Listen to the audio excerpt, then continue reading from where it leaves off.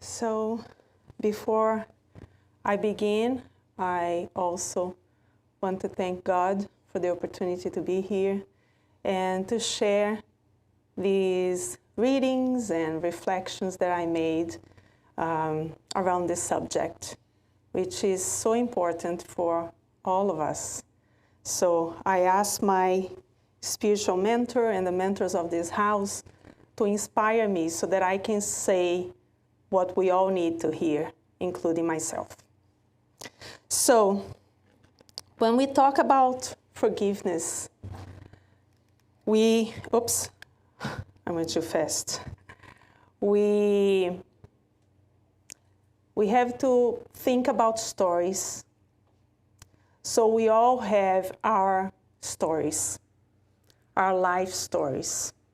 These stories of hurt feelings, betrayals, and things that we heard and that hurt us, things that maybe we said and we hurt someone, and all of these things that maybe we wished we have not said, we have not done, or we have not heard, right? So with a show of hands, who can resonate with this? Right? Me too. So when we talk about forgiveness, let's think about these aspects. What others did to me, what I did to others. And then I invite you to ask these questions to yourselves. And I will ask in first person, because I'm asking to myself too. So regarding what others did to me, do I carry resentments? Did anybody say or did something that hurt me?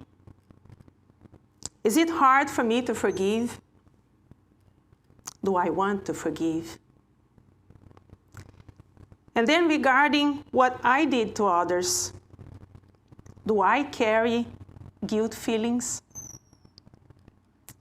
Did I say or act in a way that might have hurt someone? Is it hard for me to ask for forgiveness? Do I think that I deserve forgiveness? And then at this point, let's try to bring that image of the scale back on top of these two sets of questions. And then think to ourselves, did I ever want to make it even? Make it even, between quotation marks. Now, right now, at this present moment, would I make different choices? In Spiritism, we learn that we were created simple and ignorant, that God has not created evil, and that we make choices in our lives according to our level of progress, and that we are always progressing. We never regress in our spiritual progress. So that means that you can answer to yourselves, and I will answer to myself, yes, right now, at this present moment, I would make different choices. Yes, I would make different choices right now. So, before I go there, I want to ask you, from the Spirit's book, who is our guide and model? Jesus. Exactly. So that's hashtag Spirit's book 625, right? And the answer given to Allan Kardec, Jesus is the realization of the highest moral perfection that human beings may attain on earth. God offers Jesus as our most perfect model and the doctrine taught by him is the purest expression of the divine law. And in one of Jesus' teachings, the Lord's Prayer, he brings to us forgiveness. And he not only brought to us this teaching, but he exemplified this teaching to us. So in the Lord's Prayer, forgive us our trespasses as we forgive those who trespass against us. Now, we have been knowing about this for a long time. Before Jesus, in the Gospel according to Spiritism, we know that other teachers, spiritual teachers, came before him to teach us about all of these teachings, the moral teachings. And so we have been hearing that for a long time, right? But that's okay. And if we can't still forgive, that's okay, because first, we know. Knowing is the first step, and it's important, because we need to come out of ignorance. But we come out of ignorance in one area, and we're still ignoring something else. So we're always learning. And then we start feeling. We are learning, and then we feel the desire to apply what we are learning. We want to forgive. And then we start experiencing. So, and it goes again and again and again. It's a process, and it's a cycle into Spiritism. Blessed are the merciful. And in the chapter 10, there are 5 items. So 5 teachings that Jesus brought to us in this area about forgiveness. Now, we are not going to talk about all 5, because otherwise we'll be here, we'd need like 2 days. So we're going to focus on the 2 first ones, okay? So forgive others so that God may forgive you, and reconciliation with your adversaries. Now, talking about just the title, blessed are the merciful. So Jesus said, blessed are the merciful, for they shall obtain mercy. Now, okay, I will be merciful. I know I need to forgive. I know forgiveness is good for me. I know Jesus taught us to forgive. He exemplified, and I'm feeling the desire to do it. I want to do it. Oh, you did something to me? I'm really upset with that. I don't like it. I forgive you, but don't look at me anymore. And I'm forgiving because I know that, you know what? Everything that we do on this earth comes back to us. So something's going to happen to you. I'm not saying that to the person. I'm just thinking. I'm forgiving. I'm saying that I'm forgiving. But inside myself and in my heart and in my mind, I'm thinking, okay, I'm going to forgive. I'm going to forget about it. Because you know what? What goes around comes around. Right? Okay. Now let's see what says in the Gospel according to Spiritism. One of the spirits in the Gospel gave us this message. So he says, forget all evil that has been done to you, and think of nothing but one thing, the good that you can do. Those who follow this path must not astray from it, even in thought, which is known to God, seeing that each one is responsible for their thoughts. Take care, therefore, to expunge from yourselves all rancorous sentiments. What remains at the bottom of the hearts of each one of his children is known to God. So happy is he who can sleep at night saying, I have nothing against my neighbor. So, thought. So if I just say, I forgive you, but then what goes around comes around is in my mind, I'm not really forgiving, right? And we know the power of thought. We co-create with our thoughts. So each one is responsible for their thoughts.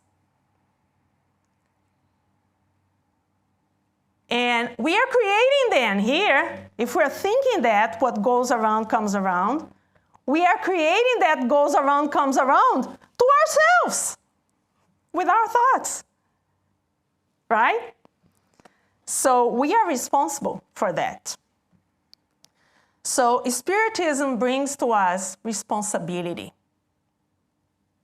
in our actions, for our actions and for our thoughts.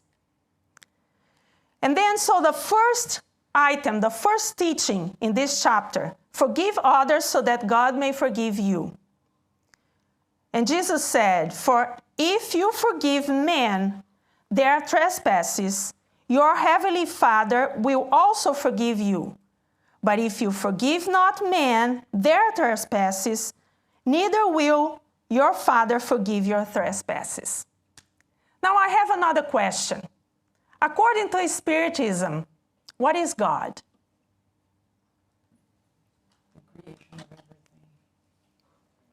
The supreme intelligence and the cause of everything that exists, right?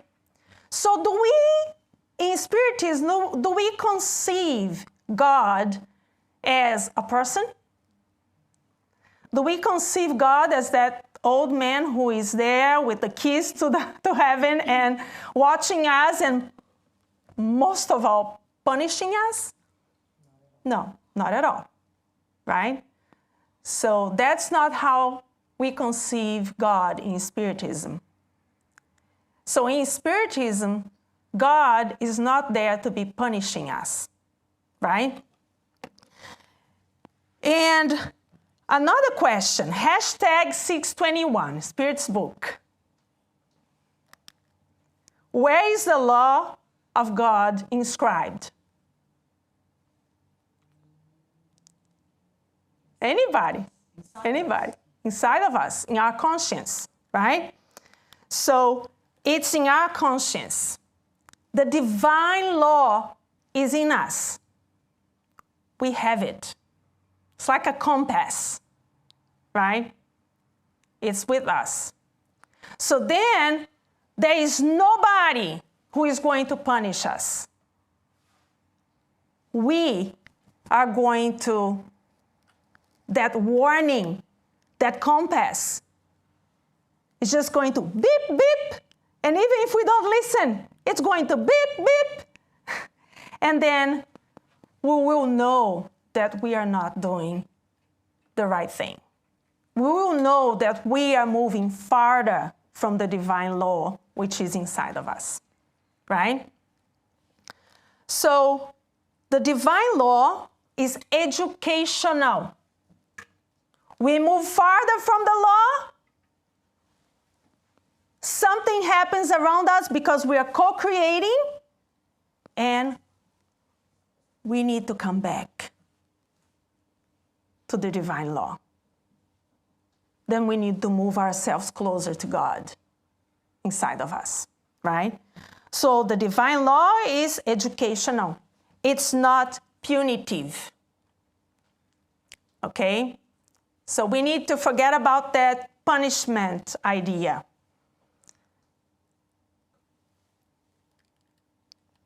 And then the second item, the second teaching that we're going to talk about, reconciliation with your adversaries.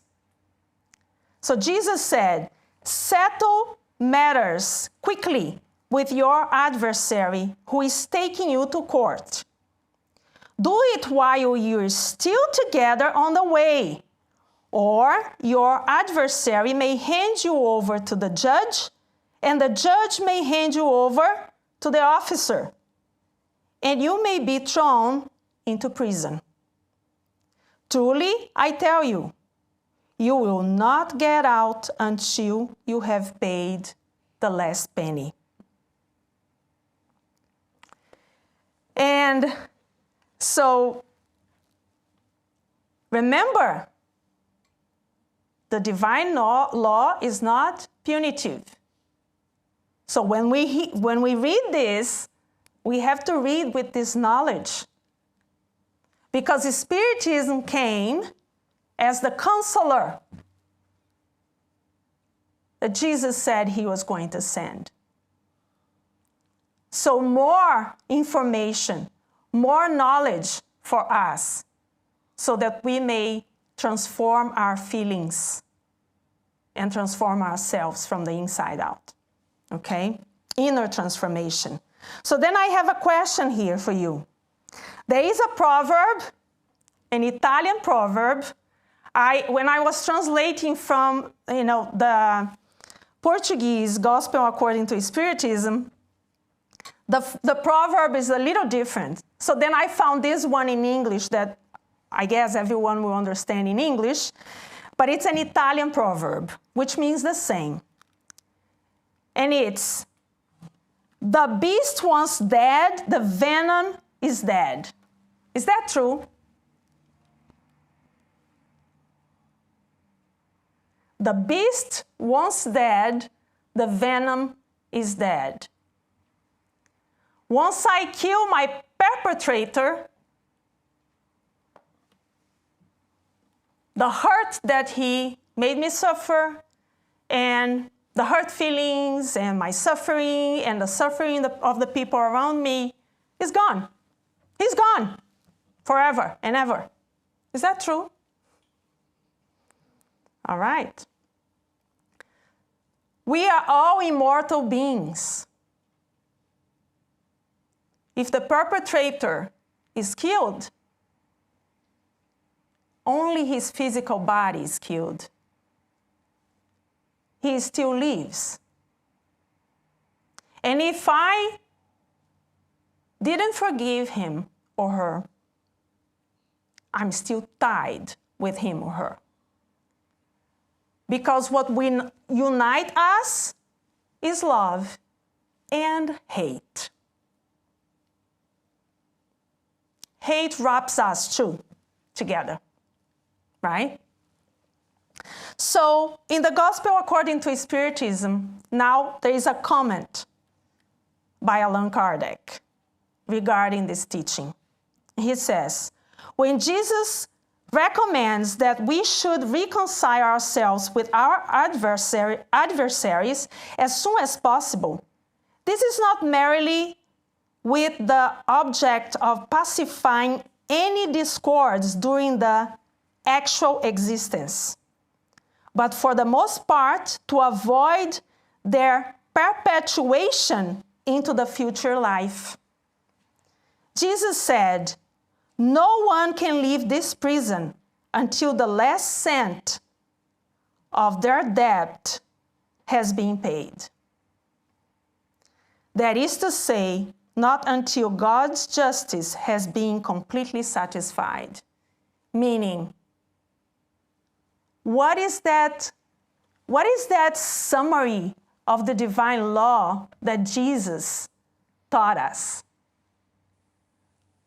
Love your neighbor as you love yourself, right? So until that's happening, we're going to have to be coming back to this prison again and again. This prison, here, the body. The body. We're going to have to be reincarnating again and again and again. And if we keep going through this cycle, and if we are hard-headed enough to keep staying in this cycle, right? Of perpetrator, victim, it's up to us. It's up to us to come out of this cycle. because the law is inside of us. And yes, God forgives. In his law, or in the divine law, it's love. It's love that stays and survives forever. So then if we come back again, it's because we are forgiven. And we deserve to be here. And we deserve to reconcile with our enemies. And they deserve our forgiveness as we deserve to reconcile with them. So we come out of this cycle.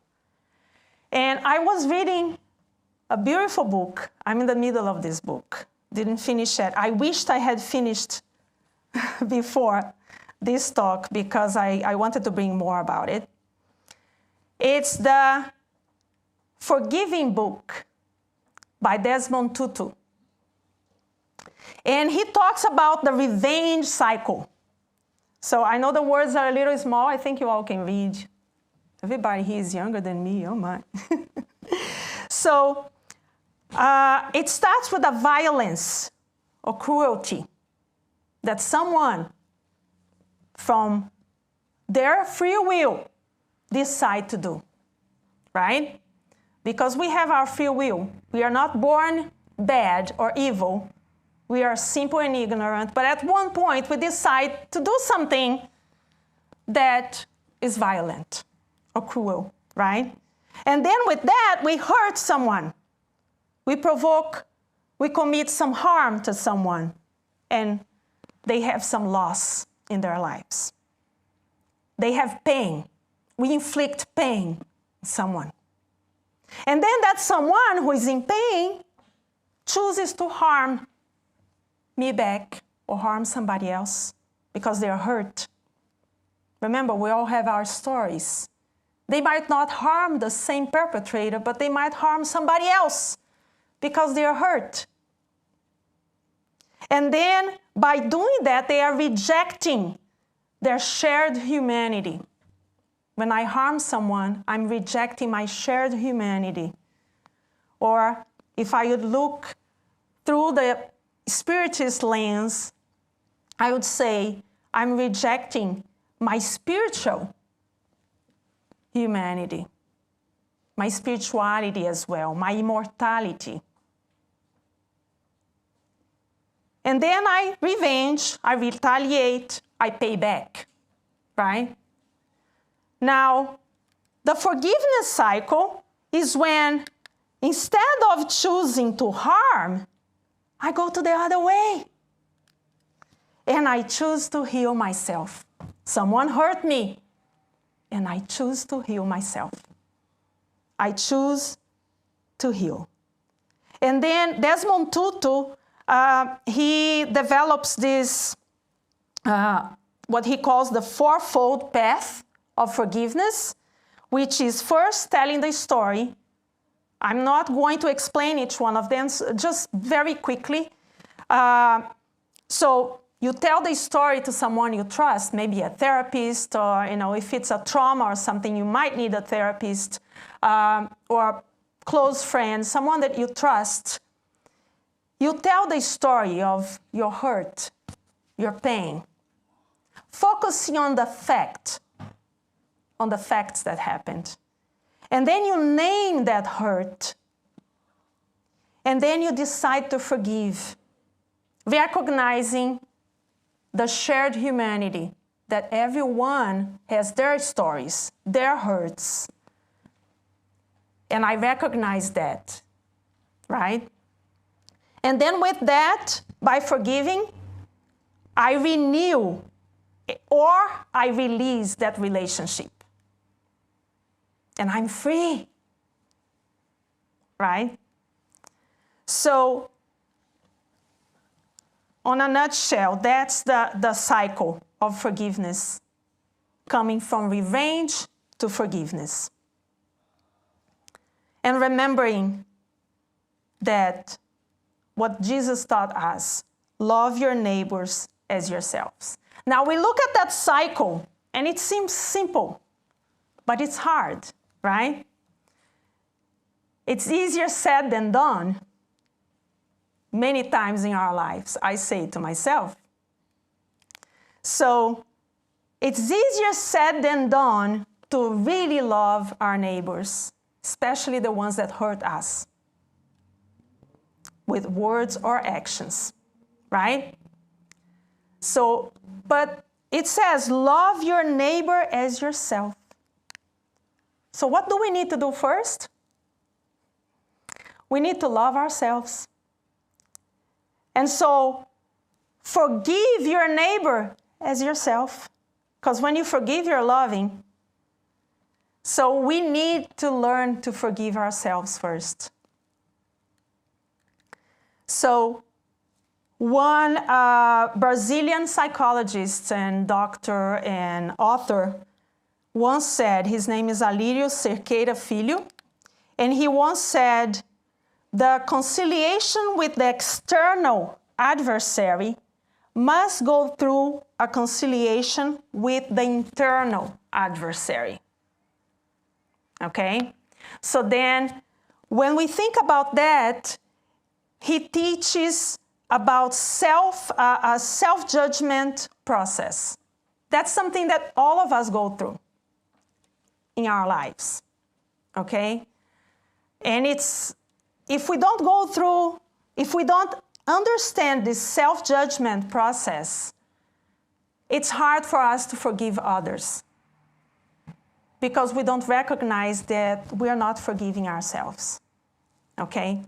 Because remember, the law, the divine law is inside of us, is in our conscience. So if we are moving farther, even by not forgiving, we're moving farther from the divine law, we judge ourselves because we know it's there. Even if we're trying to forget and neglecting that it's there, that we are not forgiving, that we are not loving the way we should, okay?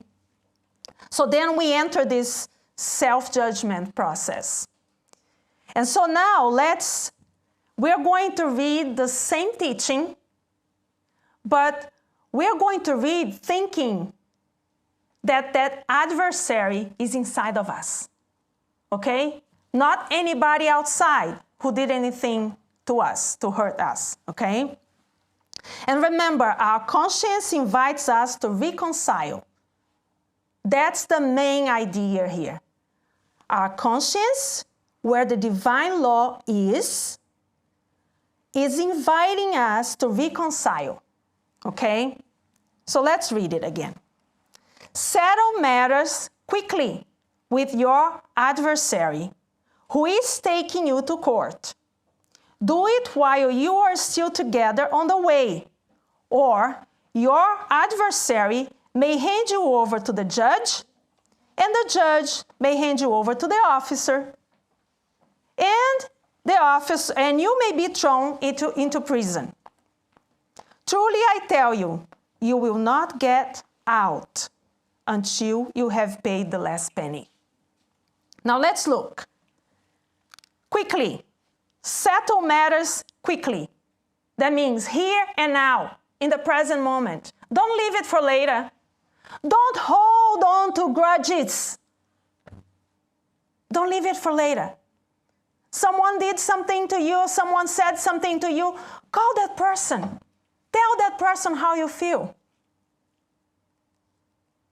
And don't make your own conceptions about it, right? Just be true to yourself, be true to the person. Don't keep holding it. Don't keep holding that negativity, right? It's here and now. Reconcile here and now while you're still in this incarnation. And then the judge. Who is the judge? Ourselves. That judge, if we analyze this teaching from the point of view of myself, me with myself, The judge is the self-judgment. The officer is the self-condemnation. We judge ourselves and we condemn ourselves. And what is the prison? The prison is self-punishment. And we punish ourselves. And we get sick. And the doctors can't find out what's the problem with us. A cancer might develop that way. A mental illness might develop that way. And then how do we get out of the prison? The invitation is for us to reconcile or recognize the cycle that guilt generates. We need to recognize the cycle that guilt generates inside of ourselves. And then we need to take responsibility, humbly recognize and take responsibility for our actions and our thoughts and our feelings. And not put the rug on top of it, right? There is a saying in Portuguese like that. Don't put the rug on top of the problems. So don't cover our problems with anything. Don't neglect that we should not neglect that we are feeling the way we feel. If I'm feeling anger, I need to recognize that. But I don't need to punish myself for that. Anger is good. All the feelings, all of the emotions are good. We just need to learn how to use them. They are impulses. If we act upon those impulses, it's different than if we react. Right? So that's the invitation. Recognize the cycle that guilt generates and then take responsibility humbly. Are we ready for that? Sometimes I say yes. Sometimes I say no. I'm in the process of learning, feeling, and experiencing Jesus' teachings in my life, right? So there is a prayer by Desmond Tutu in this book, the Book of Forgiving, that expresses just that. I want to be willing to forgive, but I dare not ask for the will to forgive in case you give it to me. And I'm not ready. I'm not yet ready for my heart to be softened. I'm not yet ready to be vulnerable again. Not yet ready to see that there is humanity in my tormentor's eyes, or that the one who hurt me may also have cried. I'm not yet ready for the journey. I'm not yet interested in the path. I am at the prayer before the prayer of forgiveness. Grant me the will to want to forgive. Grant it to me, not yet, but soon. Can I even form the words, forgive me? Dare I even look? Do I dare to see the hurt I have caused? I can glimpse all the shattered pieces of that fragile thing, that soul trying to rise on the broken wings of hope, but only out of the corner of my eye. I'm afraid of it. And if I'm afraid to see, how can I not be afraid to say, forgive me? Is there a place where we can meet? You and me? The place in the middle, the no man's land, where we straddle the lines, where you are right and I'm right too. and both of us are wrong and wronged. Can we meet there? And look for the place where the path begins, the path that ends where we forgive.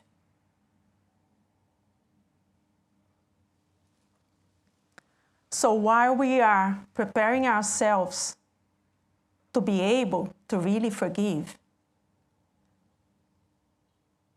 and we read Jesus' teachings and the gospel according to Spiritism, let's see what science says about forgiveness. In this same book by Desmond Tutu, he reports that there are hundreds of research projects on forgiveness happening around the world.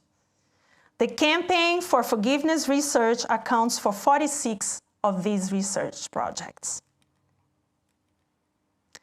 He also says that research shows that people who are more forgiving report fewer health and mental problems and fewer physical symptoms of stress. In the book Forgive for Good, A Proven Prescription for Health and Happiness, Fred Luskin says, forgiveness training has been shown to reduce depression, increase hopefulness, decrease anger, improve spiritual connection, and increase emotional self-confidence. In the book, The Transformation, Discovering Wholeness and Healing After Trauma, by Dr. James Gordon, the founder of the Center for Mind and Body Medicine in Washington, D.C., he says, forgiving is therapeutic.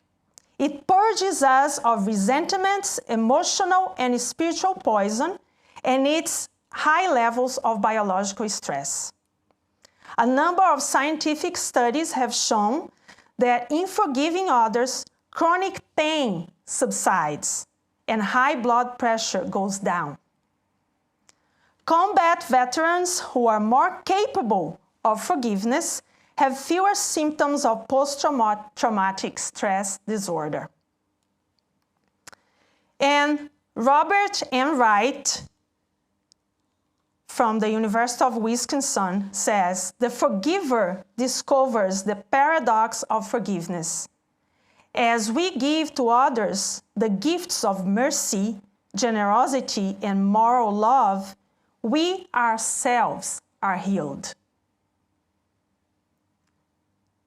Robert M. Wright conducts research in that area. Now, what happens when we crystallize resentment instead of forgiving? What happens to us? There is one example that I'm bringing here to you. It's from a book written by Chico Xavier, or channeled by Chico Xavier. The author is the spiritual author André Luiz. The name of the book is In the Realms of Mediumship. And the chapter 22, titled Emerging from the Past, there is a story of a woman. It's a case of non-forgiving or not forgiving. It's a story about an obsessed woman, a mentally ill person who was a patient in a spiritist center just like this one here. Okay, she went to that spiritist center for treatment, for spiritual treatment. And she had a mental disorder. Okay, so now, and she had hallucinations, that people would say hallucinations. So I separated 5 quotes from this chapter, and these quotes are what Aulos, the mentor, the spiritual mentor, was saying about this person, okay? He was describing her and her torment. So then Aulos said, he was describing to André Luiz, We are dealing with our friend's past. The sorrow and bitterness, as well as the supposedly alien personality she is exteriorizing, all originate from herself. So someone would look at this woman and say, she is crazy. Because she's talking about nonsense. He's screaming and saying that someone is killing her and that that person is there right now, right? And someone would say that she's seeing ghosts, or an obsessor spirit, but she wasn't. And then he said, due to the proximity of a past enemy who continues to persecute her from our plane, from the spiritual world, she is reliving a dolorous experience, a painful experience that took place in a city in the old world last century. That happened last century in another incarnation, okay? Causing her enduring melancholy. I could have asked Manny to come and read these parts because I love to listen to him reading this book. So we have the audio book in the BrowardSpiritistSociety YouTube channel, okay? So I recommend listening to the whole chapter. And then Aulus continued talking about this lady. She recommenced the struggle in the flesh in her present reincarnation filled with new hopes, meaning when we come back, we reincarnate after being a period of time in the spiritual world between incarnations. We learn a lot of things there. So that's the knowing process, right? We learn new things and then we fill ourselves with those feelings of hope and desire to better ourselves, and then we incarnate. So that's what happened to her. She reincarnated, filled with hope. Okay, now I'm going to better myself. Everything that I learned here, I'm going to try to apply. I'm going to try to forgive, right? However, as soon as she senses the presence of the spirit of her old persecutor, who was discarnated, okay? So then she was incarnated. She was there in that spiritist center looking for help. And her persecutor from the previous life, someone who killed her in the previous life, is discarnated.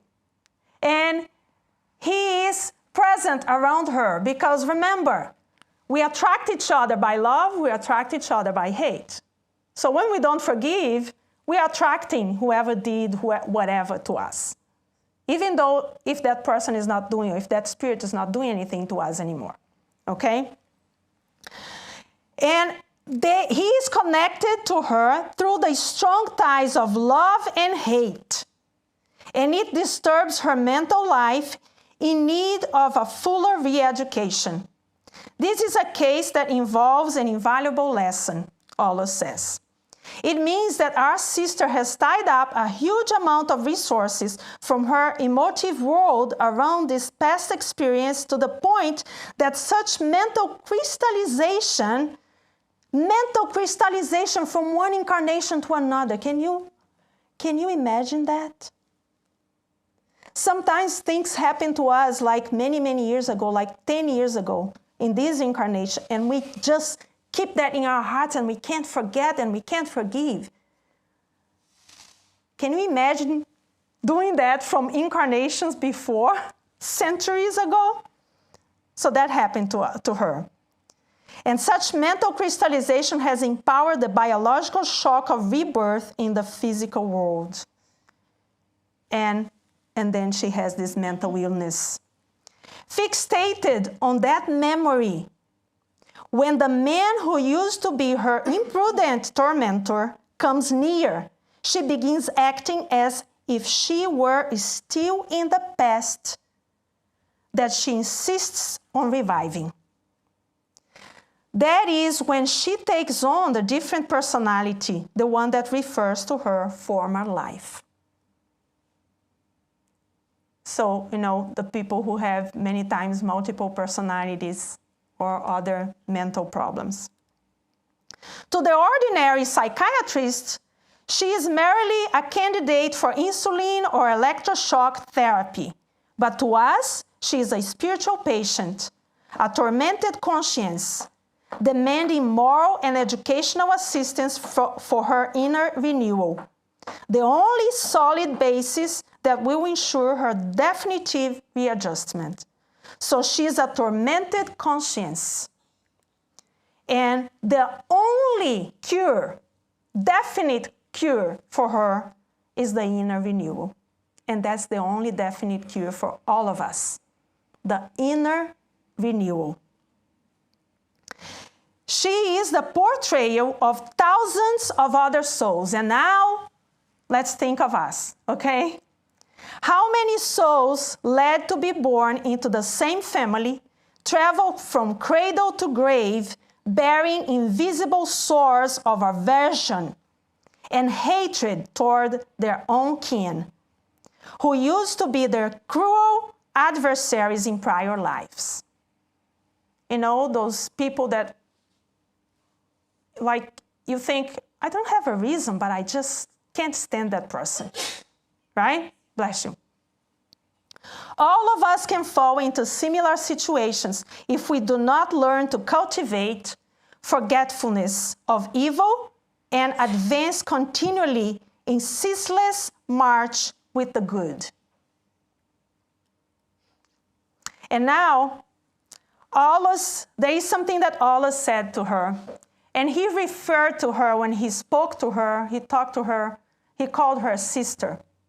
So then I put that between parentheses because I'd like to invite all of us to listen to and to read along to what Allah said to her as if he was saying to us, okay? So dear sister, dear brother, forgiveness is the remedy that restores our sick soul. Don't let desperation overpower your strength. To hold on to offenses is to remain in darkness. Let's forget evil so that the light of the good may enter our path. To hold on to offenses is to remain in darkness. Let's forget evil so that the light of the good may enter our path. And after this, towards the end of the chapter, Allah invited her to the benefits of prayer. And he said it was up to her to expunge the past from her mind in order to find peace. He said to the other spiritual workers, he said, there is nothing else we can do. They gave her magnetized passes. They prayed for her and they prayed with her. He invited her to pray. She calmed down. She stopped with that insistence in remembering the past. She forgot about it for that moment. But then he said it's going to be up to her to expunge the past from her mind in order to find peace. So it's up to us to expunge the past, sad and painful experiences, and learn to forgive. So he invited her to say the Lord's Prayer. And let's repeat that part that refers to forgiveness. Forgive us our trespasses as we forgive those who trespass against us. And remembering that we are creating connections with our thoughts and our feelings. And so when we're healing inside ourselves and forgiving ourselves first, then we learn to forgive each other. And then we create these thoughts and feelings of forgiveness that are spread out around our planet. And we're creating a better world for ourselves. So I invite all of you now to finalize, to either just listen, close your eyes and listen if you want to, or to read along with me this prayer of forgiving by Desmond Tutu.